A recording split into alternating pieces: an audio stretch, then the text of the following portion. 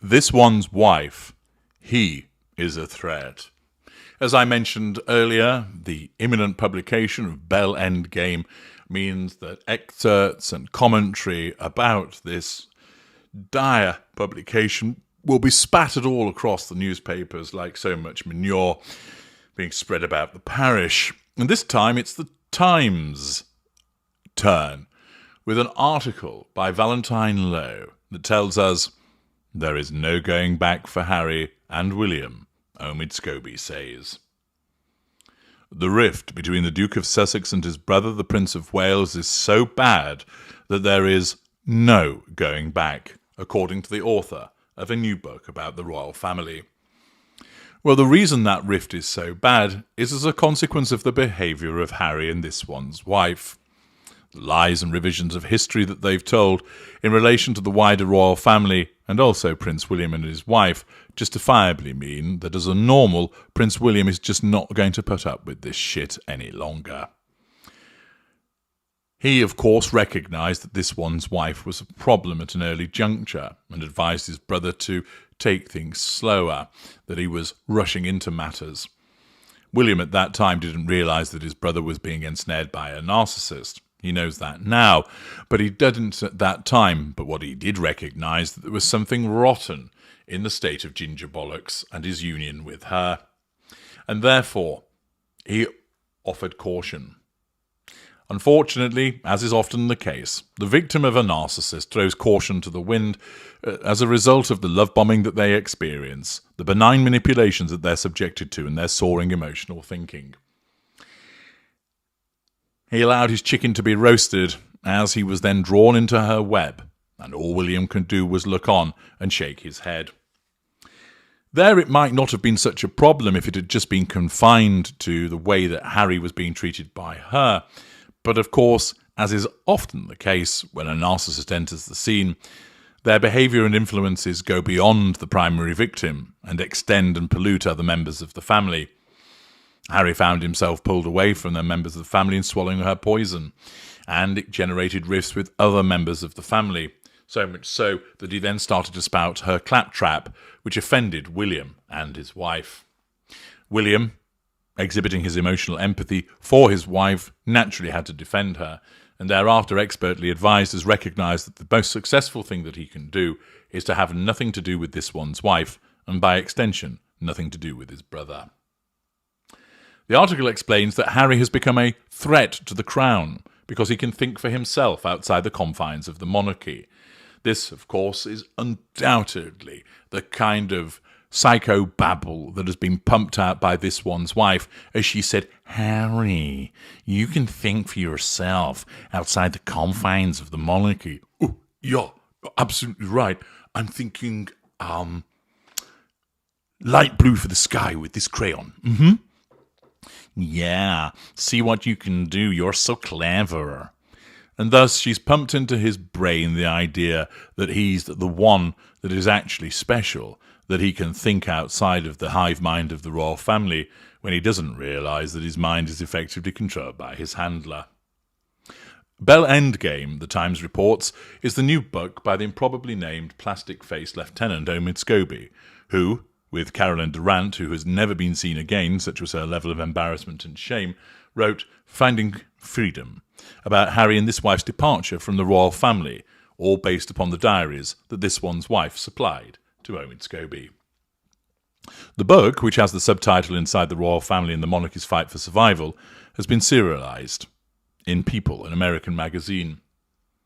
While nearly a year has passed since the publication of Harry's memoir Spare, which recounted his feelings of alienation from the rest of his family, absolutely nothing has changed, according to Scobie. Well, of course it hasn't changed. The reason it hasn't changed is Harry remains the intimate partner primary source to a narcissist. I saw Harry's release of Spare as his last attempt at telling his family how he's felt for years, Scobie said, because clearly there's never been an open enough forum to have these conversations or share these feelings. He said that, while writing Bell Endgame, I was talking to a source quite early on in the process and they called Harry a defector, and said that was William's view. These were two men who once upon a time were firmly aligned in their outlook. One of them had to move on to also protect the crown. He added, in the eyes of some within the institution, Harry is a threat to the crown. His freedom to exert his own thinking outside the confines of the institution has made him the enemy. That, he said, was why there was no going back. There are, however, signs of a thawing in relations between Harry and his father. The Duke rang the King on Tuesday to wish him many happy returns on his 75th birthday, although this whole thing about whether he rang or not seems like the hokey-cokey. One minute he rang, then it suggested that he didn't. One extract from Scobie's book recounts how Harry had to travel to Balmoral alone on the day the late Queen died, after Charles told him to not bring this one's wife. It then talks about material that we'd known already. It talks about how Harry was crushed as a consequence of this. You see that the excerpts are going to end up in the press all over. And this, of course, entirely suits this one's wife. This is another publication that's being used to tell her story, although it's presented as that of Harry.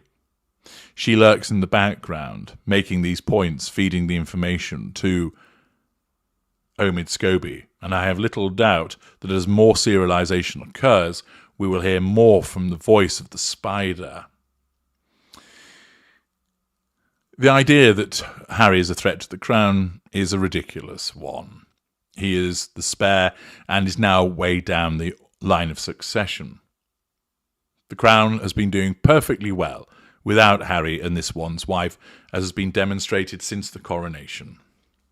And yet, this one's wife, driven by her narcissism, needs to ensure that they remain relevant and important, and commensurate with her idea of grandiosity, that somehow Harry can be a threat to the crown because he's able to think outside of its confines. This is the kind of nonsense that this one's wife believes. She thinks that she, similarly, is a threat, that she could bring down the institution that is the royal family because she's so powerful. Yet she singularly failed because she ran away. Let's get some reaction to this excerpt that has been provided in the Times from some of their readers. Do they accord with the views that have been put forward by the improbably named plastic-faced Lieutenant Omid Scobie, or do they have a different view? Malcolm Morrison writes, "Well, boo-hoo, Mr. Scobie. A threat to the crown, only in Harry's mind. He's too irrelevant at this point to be a threat to anyone." Jonathan Stone, "This guy is a parasite and is doing Harry no favours." S. Duggins, "Harry was crushed, a friend of the Duke said. His relationship with the Queen was everything to him. If my grandmother was that age, I would most certainly have spent a lot more time with her, something Harry never did. Cry me a river, Scobie." S. Helens, "Clearly his relationship with our Queen was not special, because if it was, he would not have been so unkind to her in her final years." Philip Rolland, "Think for himself." Not sure about that. Private school, the military, the monarchy, and now this one's wife. Not sure where ever needing to think for himself has been required. Joe Rogers adds, "Think and Prince Harry don't really belong in the same sentence." L. House, "Who is this joker who writes silly gossipy books on the royal family? Where is he getting his information from?" So the spare is a threat to the monarchy because Harry can think for himself now he's outside the royal family. Love it. J. Wilton, "Omid Scobie has no idea whatsoever of half of the story he is pretending to tell. He doesn't have any sources inside the palace, and his speculations are worthless." Rocchianti, "Harry who?" A. Stevens responds, "Mr. Markle." V. Tucker adds, "Ginger, mate of Windsor." B. Groom, "Harry must indeed be as thick as well, as we all surmise. If he couldn't work out that the Queen was dying, it was obvious to the rest of us." S. Duggins responds, "He wanted it in writing so that he could sell it to either Netflix or CBS." Claudia Lemire, "The last kind thing the late Queen did for Harry was to die before the release of his book and the Netflix show. If she had been alive and in her fragile state, it would have killed her, and for that Harry should thank his lucky stars." Of course there is no way back between Prince William and Harry. Harry doesn't seem to understand what he has done. He broke their trust, and once broken, it's very difficult to gain it back. And this fellow Scobie is living in a parallel universe if he thinks Harry is a threat to the crown. The book might sell well, but is nothing more than lazy spin. Nor a ward. The Queen was everything to them. They caused her nothing but misery and worry in the last years of her life. S. Smith. This one's wife sensed that she wasn't wanted at the dying Queen's bedside. How very astute of her. I do wonder, however, if she had any idea why that was the case. Angela Barrett. If his relationship with the late Queen was so important to him, why did he go out of his way to cause her distress in her final days? That image just doesn't gel, Mr. Scobie. Well, already, plenty of comments which simply do not accept the propaganda that is being pumped out by Omid Scobie. And although this will have been endorsed and supported by this one's wife, once again she's scoring plenty of own goals, resulting in those collateral consequences of threats to her control. I'm H.G. Tudor. Thank you for listening.